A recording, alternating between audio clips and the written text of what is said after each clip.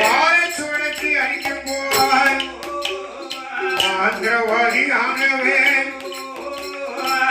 உடம்பெல்லாம் பிச்சு பிச்சு கடலுக்குள்ளே எரியும் போய் அலைகடல் வாரதீர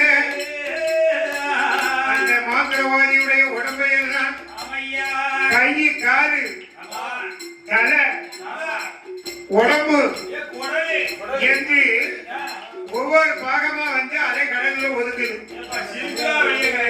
பார்த்தாங்க மக்கள் எல்லாம் ஏன் மாந்திரவாதி பெரிய கெட்டிக்காரு மகர மீன பிடித்து திரும்பிடுவான்னு நம்ம அனுப்புறாங்க. இவன் உடம்பு எல்லாம் துண்டு துண்டா வருது. இனிமனாமல் என்ன செய்வோம்? மகர மீனை பிடிப்பதாறு நாமல் மனக்கவலையை போக்குவதாறு என் மக்கள் எல்லாம் மன வருத்தம் கொண்டு உத்தார தேச மன்னர் அதிகரசனிடத்தில் சுவாமி என்ன நாமல் செய்வோம்? உடனே அதிகரச மன்னன் பார்த்தார். தீராத வினைக்கு தெய்வமே சாட்சி என்று சொல்வார்கள்.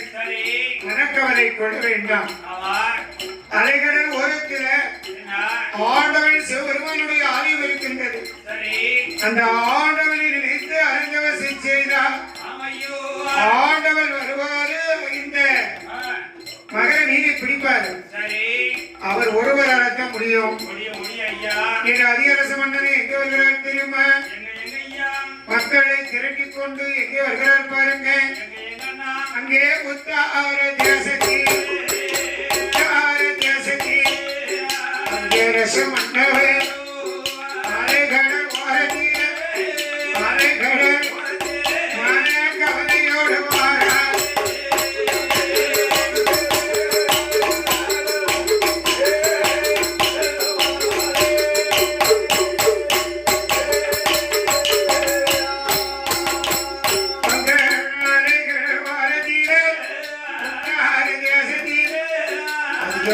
தன்னுடன் மக்கள் எல்லாம் கொண்டு கூடி கடற்கரை ஓரத்தில் அவனை கொண்டு வாரபோர் ஆதி வெள்ளி கைலாசத்தில் அருடைய இடமதி நந்தி தேவன் வாரார். ஆண்டவன் பகவான் பதினேழு சங்கரன் ஈஸ்வரனை இறையும் என்னுடைய வார்த்தைக்கு தேசத்தில் உங்களோட மனைவியா மையான பார்வதிய பாலகியா இருக்கார். பார்வதிய மனமொழிக்க பகவான் இங்கு போக